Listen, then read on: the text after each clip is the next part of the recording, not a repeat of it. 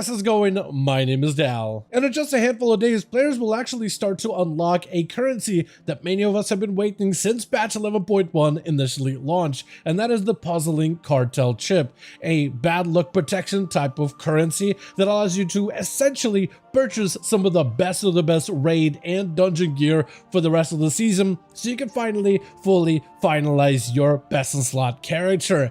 However, this cartel chip will be offered at a very limited quantity. As for the rest of the season, every single character will be able to trade it in for 3 items maximum. So you want to make sure that you're using this token wisely and are not wasting it on any useless items. So for today's video, I thought it might be a good idea to do a bit of a refresher and go over a shopping list for every single class and spec in the game, going over some of the most important items that you should be on the lookout for once the token becomes available, but also going over some of the limitations of this token because you're not necessarily going to be able to buy gear, as it's primarily used this season as a bad luck protection currency, which will be very important for any of you that are currently part of a Mythic progression team or potentially getting into high-end Mythic Plus dungeons. As always, if you guys want to see more regular updates for the War Within expansion, whether it is live realms and patch notes or potentially future updates like patch 11.17, be sure to follow the channel and subscribe. But otherwise, let's dive right in.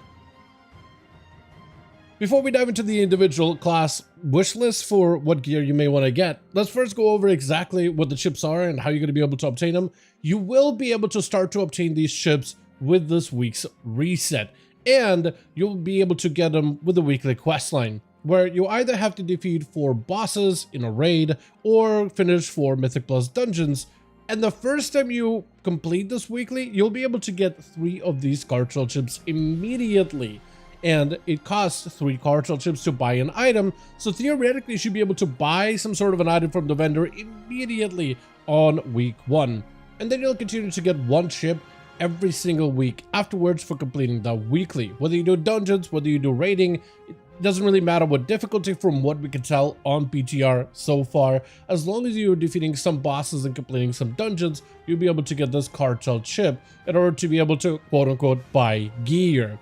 However, that's also an important thing to note here, is the chip won't function like the Shadowlands Dinar token or the Dragonflight Bronze Bullions, as it's not really a token to buy gear, but it's rather a token for bad luck protection. Baseline, every player will have access to a hero track version of any of the raid items on the vendor, but if you're looking for the mythic item level version of these items, the mythic track version, you will then have to have defeated the relevant boss on that difficulty in order to be able to obtain the mythic track item. So let's say defeating, let's say one mythic House of Cards trinket, a very popular option. You gotta defeat one-armed bandit on mythic before you can buy it. Same thing with Jaster's Galawix's ring, for example, another popular option. You have to first defeat Galawix on mythic before you can buy that ring. The same thing can be said about the Mythic Plus trinkets that will be available on the vendor. If you want them at any level, you could get them on Hero Track immediately. But if you want them on Mythic Track, you'll have to have completed every dungeon and timed it on at least plus 12 difficulty in order to unlock the Keystone Resilience mechanic. But you essentially have to complete every dungeon on at least a plus 12 before you can buy some of the best dungeon gear on the highest track quality. This is why it's integral for you to be aware as to how the system works, as it's not a coin or a token for you to purchase an item, but rather a bad luck protection element for players that are already doing some of the high-end content.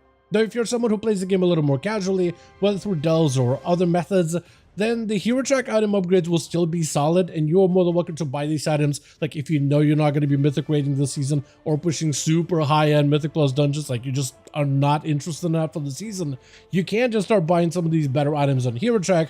But if you have an opportunity for mythic raiding or high-end Mythic Plus dungeons, I would save a token until you can guarantee those items on mythic. Another limitation of the cartel chips is you can only have 9 of them for this season per character. So at most you'll be able to collect 3 items with bad luck protection elements. So you have to be very careful as to which items you purchase, and be very careful before you spend it immediately. You don't want to be that person making a mistake early on, because I'm pretty sure Blizzard doesn't even, and this is just a gut feeling, probably will not refund it to you, the tokens for you, if let's say you make a wrong choice buying the wrong item. Which is why I next want to go over every single class and spec in the game and which items you want to be on the lookout for, depending on what you're looking to main for the rest of this season.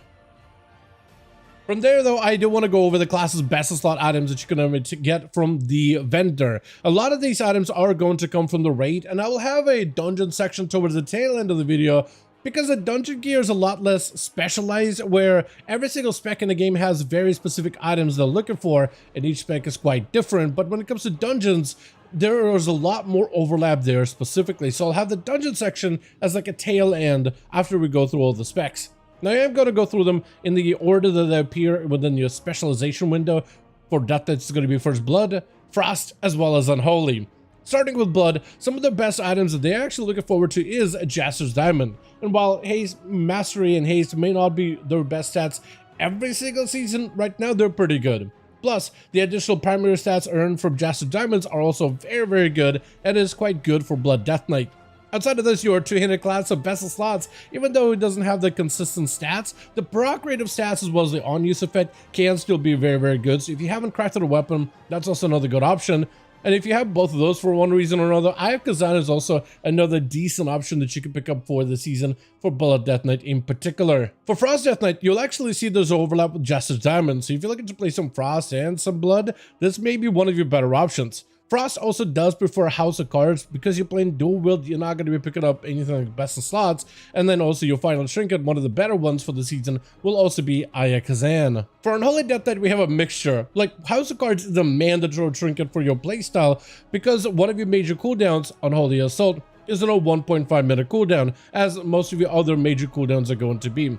Synergizing those together with the House of Cards is massive, so this trinket is a must-have if you're going to be playing Unholy Death Knight. From there on, having a good weapon like a Best in Slots is also a pretty nasty little upgrade, which is worth picking up if you haven't crafted a weapon. Otherwise, Jaster's Diamond is also good, as well as the Eye of Kazan, though it is on a lower priority.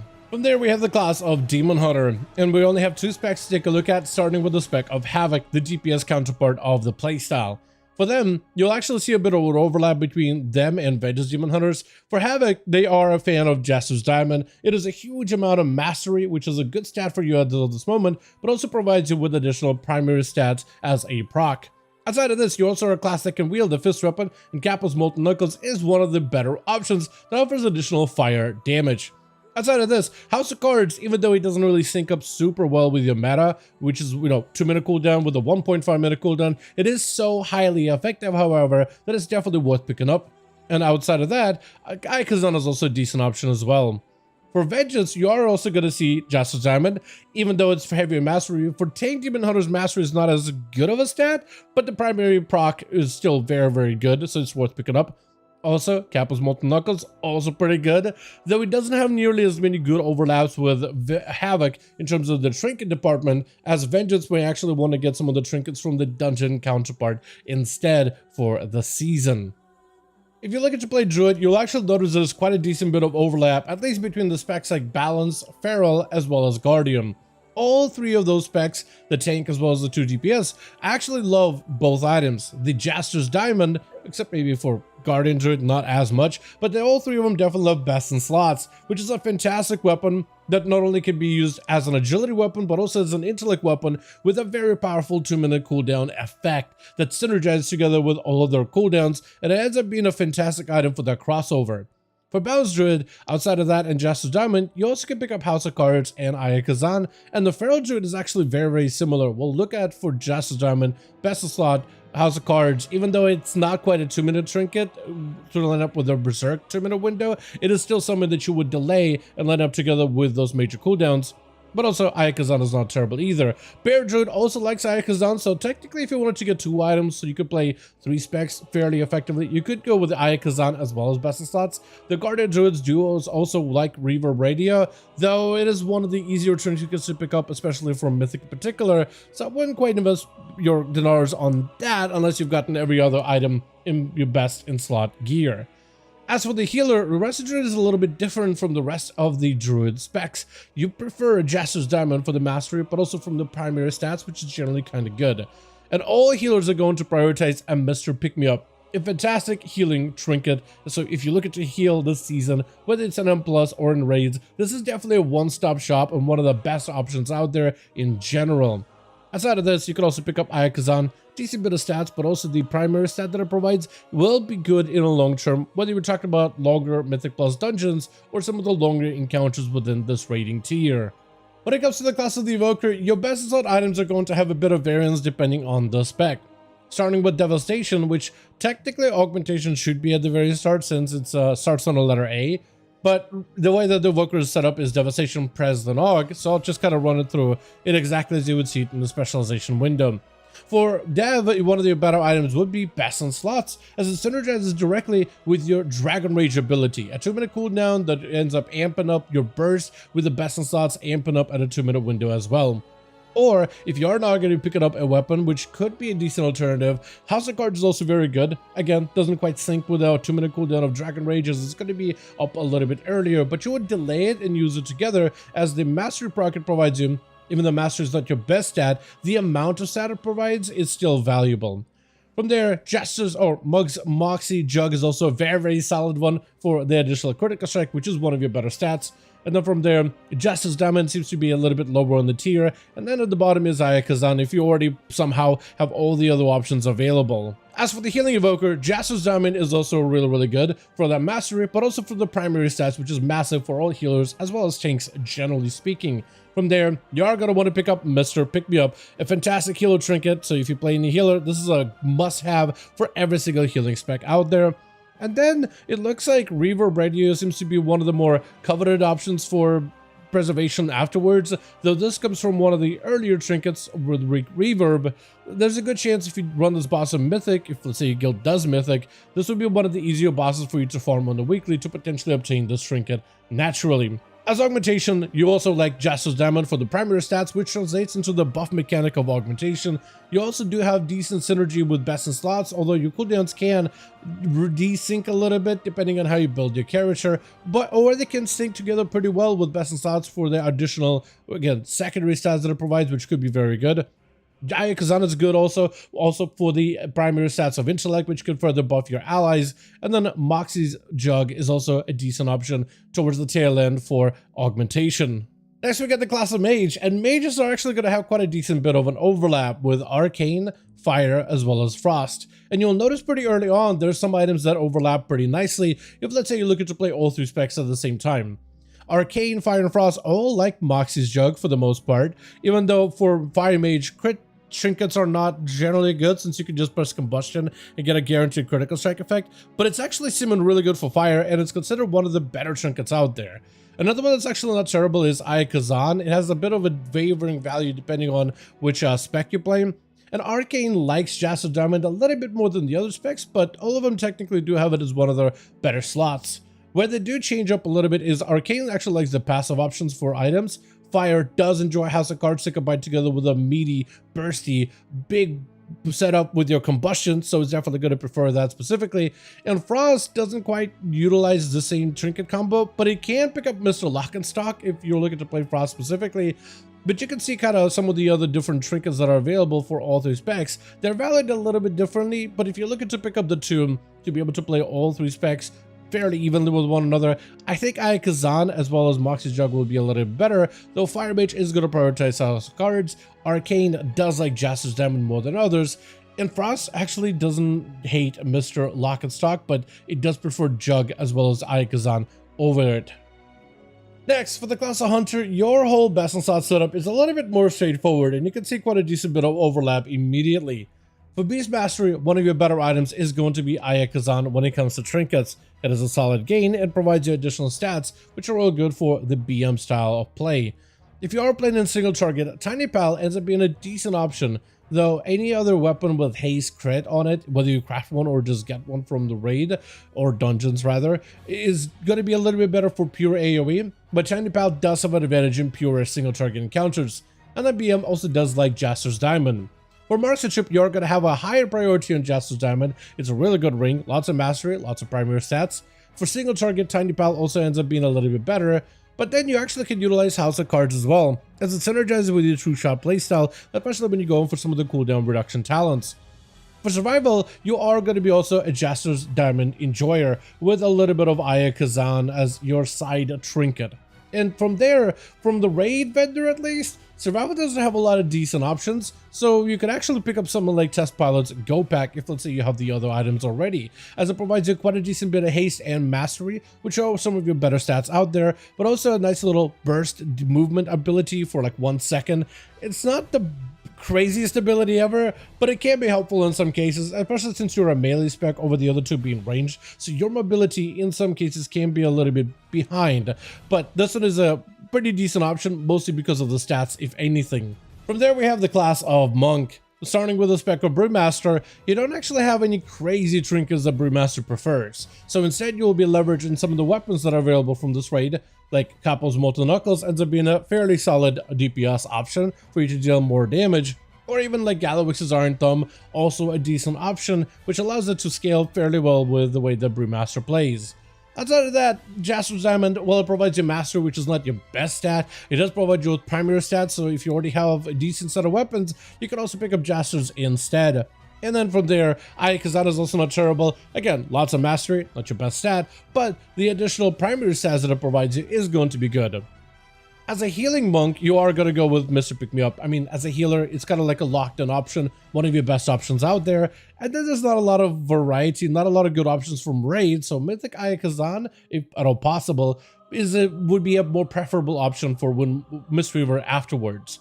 Windwalker has to play around House of Cards, as it lines up with your Zhuwen, as long as you're running that 1.5 minute version of Zhuwen when it comes to your talents, which you currently do for the season. So this is going to be a mandatory trinket that will end up activating together with your Celestial, so it's going to be one of your best options out there. And then from there, something like a passive option like Ayakazan is generally good, and even the Ring of Jaster's Diamond is also decent too, though your highest priority is definitely going to be on a House of Cards if you can afford it. From there, we have the class of Paladin, starting with the spec of Holy, which is going to be running a very similar assortment of trinkets, Mr. Pick Me Up being your best slot option. From there, primary stat stacks, but also mastery from Jaster's Diamond is a decent setup. If you already have a Mr. Pick Me Up and you have, let's say, another token down the line, you could also burn it into Ayakazan if you already have a decent set of rings. And also Moxie Jug can also be decent as well, but it definitely is one of your lower priority items. For Protection Paladin, however, you do have really good option of Jaster's Diamond, so I was going to share with Holy. But then your other options that are available from the raid are actually on much lower priority, as Protection Paladins do enjoy dungeon trinkets over raid items from there on out, so that'll be more relevant towards the tail end of the section of the video. But if you do want to get some raid items, House of Cards is a decent option by just the stats alone, but also the shield, which allows you to gain additional shadow damage against single targets. As for Retribution, Jaster's Diamond is also going to be one of your higher priority options in general if you can get it on Mythic Track in particular. Really good ring, solid stats, lots of primary stats to gain as well. But also, if you don't have a weapon crafted already, best slots will synergize with your playstyle. It is on a 2-minute cooldown where your burst is like every 30 seconds instead, but at the very least, there will be a nice overlap between your burst and the weapon, so it'll be something that will be utilized fairly consistently overall. And then afterwards, you can also pick up Ayakazan, though if you're looking to play all 3 specs of Paladin, it does look like Jaster's Diamond ends up being one of the more higher value options that does end up overlapping all 3 specs, so that may be one of the items you may want to pick up early on just so you got all 3 specs covered and you can play plenty of options for the season. From there on, we got the class of Priest, starting with a spec of Discipline. And for Discipline, one of your better trinkets are going to be Moxie's Jug for crit, which is generally pretty good, but also House of Cards, which seems weird. Like, you normally would see a lock and stock here. Not lock and stock, but rather something like a Mr. Pick Me Up instead. But for them, because they have a playstyle where Shadow Fiend has a 1.5 minute cooldown with the correct talents, it actually ends up with House of Cards really well. And Mastery for House of Cards does increase your overall healing, so it ends up being a very unique synergy that Disc Priest specifically can utilize. Outside of that, once you get your trinkets covered, a Jaster's Diamond for primary stats is also a decent option. As for Holy Priest, it does seem like Ayakazan ends up inching out just slightly ahead of Mr. Pick Me Up, but both of them are looking like a very solid option for Holy healing in particular, with Jaster's Diamond being on the backup. Now, for Shadow Priest, your setup is not nearly as exciting as some of the other classes out there. Kazan ends up being pretty good, especially in some of the more drawn-out long fights or longer Mythic Plus encounters, which, if you're doing a lot of spam pulls in dungeons, you can actually maintain the stacks of Kazan fairly consistently. Also, Jaster's Diamond ends up being pretty good for Shadow Priest because of its mastery, but primary stats as well.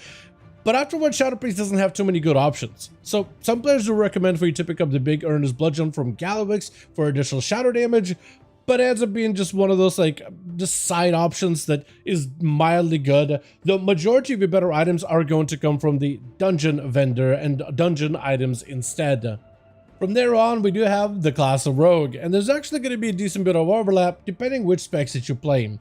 Assassination and Subtlety are actually going to have a nice bit of overlap, both liking Jaster's Diamond, though slightly ahead for Assass, not nearly as high for Subtlety, with both specs enjoying House of Cards. Even though for Assassination it will have a bit of a delay to sync up together with Deathmark, it is still a high burst trinket that's still worth running. For Subtlety, House of Cards is essentially mandatory because of the 1.5 minute burst window with things like Flagellation and Shadow Blades. This trinket needs to be used as part of your armory in order to line up with major cooldowns. And then from there, both specs do enjoy Kazan, but only after you've gotten the ring as well as the House of Cards. Outlays in a bit of a different spot because it doesn't have amazing trinket combos within this raid, but it does have some decent weapons like the Fist Weapon from Mugsy, Capo's Knuckles, very strong, but also Galliwix's Iron Thumb Mace Bludgeon that deals additional shadow damage, also a solid option, could be picked up once you pick up your Molten Knuckles as a solid weapon pickup. From there, the trinkets are not amazing. Kazan ends up being okay in the long fights, but another one that's pretty good is Yeast Thug Hotline. Outlaw being like the only spec that actually kind of can utilize this trinket, mostly because we don't have any good stats to rely off of for trinkets except versatility. Really wish we had a good mastery, but this ends up being one of the better options out of all that are available, though definitely not as exciting as the weapon picks.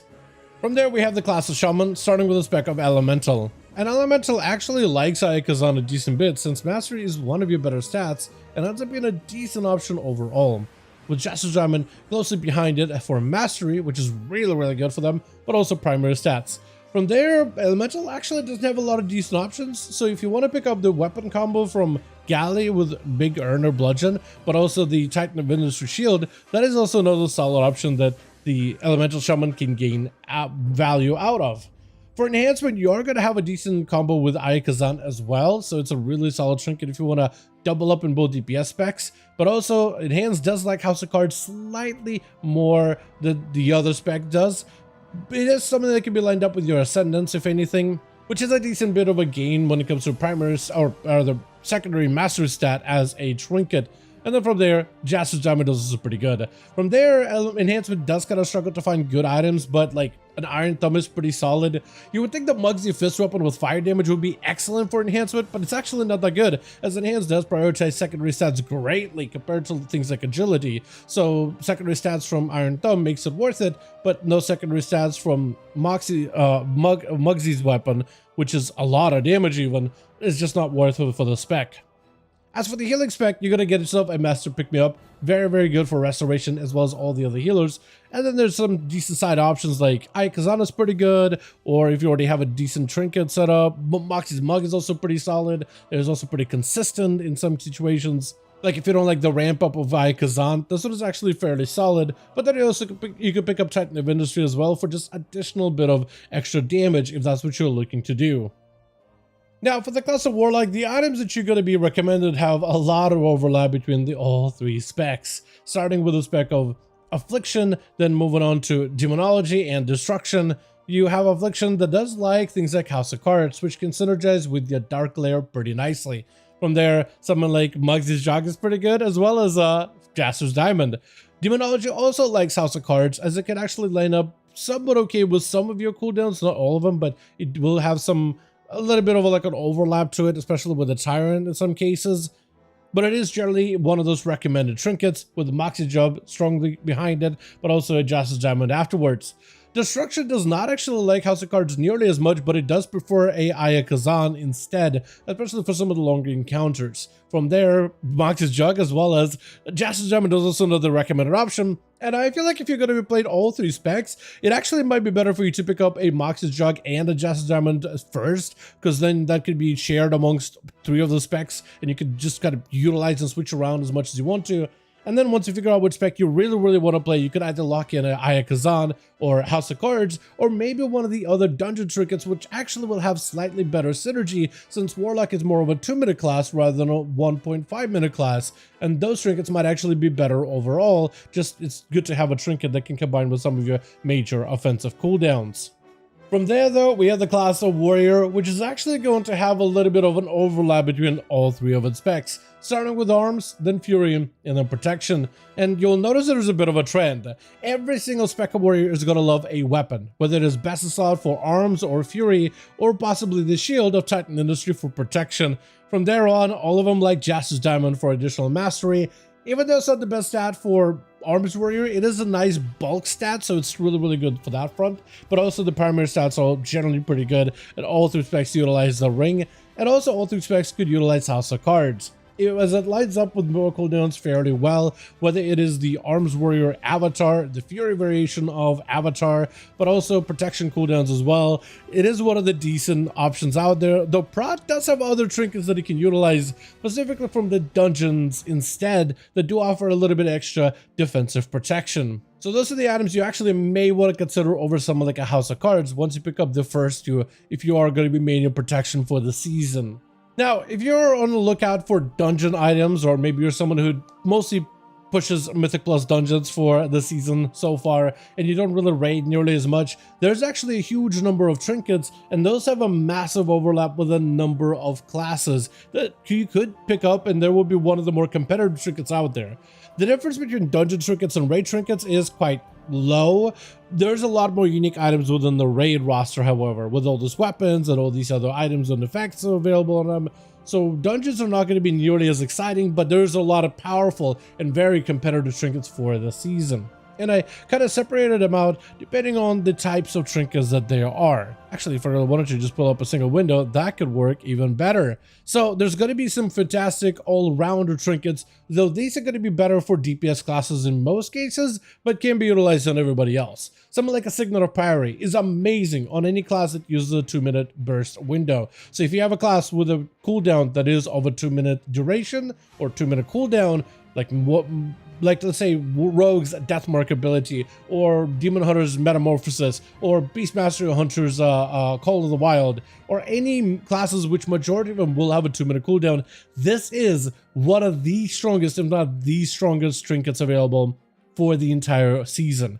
From there, strength classes and agility classes will enjoy the improvised C4 Pacemaker for the stats, but also for the critical strike procs that it offers. It is a solid option for many melee out there, and you definitely should consider this trinket once you have an active or an unused trinket that is available. For casters, their variation of a passive trinket will be Carved Blaziken Wax, and this can technically be utilized even on healers just fine for the raw stats that it provides and the boost to versatility. But it is something that will primarily be utilized by, for the most part, intellect DPS classes in most cases. So mages, warlocks, shamans, boomkins, shadow priests, it is one of your better options available for the season.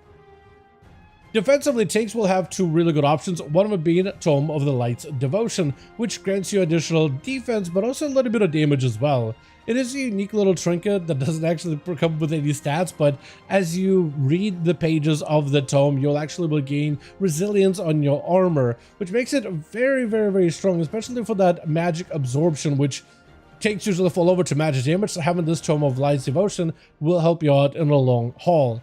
Another great defensive trinket for survivability is Ringan Ritual's Mud.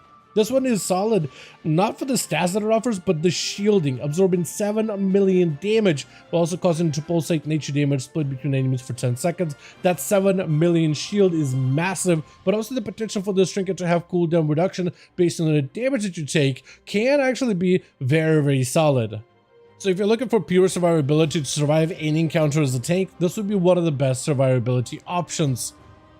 As for healers, there's only really 2 good trinkets from dungeons, one of them being Bursting Light Shard, which is more of a damage trinket more than anything. It summons up a Bursting Light Spawn that sacrifices itself to deal damage to all foes, and you basically heal the light spawn so you can continue to do damage on its own. This one can be really good if you are, let's say, playing a healer for the season and you just want to add a little bit of damage but mostly focus on healing throughout a dungeon. This can be a fantastic DPS option to throw into a AoE trash pack. Though another defensive option that healers can pick up is Burning the Candle King. It is not the strongest trinket out there. Someone like a Mr. Pick Me Up from the raid is a little bit better of an option, but this one does at least provide you with a little bit more survivability, but also an external for your allies, which allows you to carve a wax copy of your target, which will absorb 50% of their damage taken.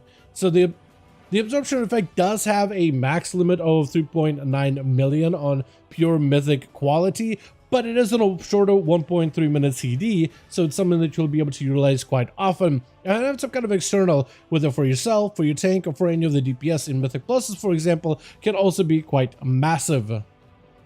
But with that being said, as always, I don't want to thank all of you guys so much for watching, and I hope you guys did enjoy this video. If you did enjoy it or found it informative, go ahead and give it a like. I would very much appreciate it. Join our community to keep up with all the newest class changes or even patch notes for the rest of the season, or even potentially future patch updates like level 17. As always, let me know your thoughts in the comments down below, and as always, I'll see all of you guys in the next one.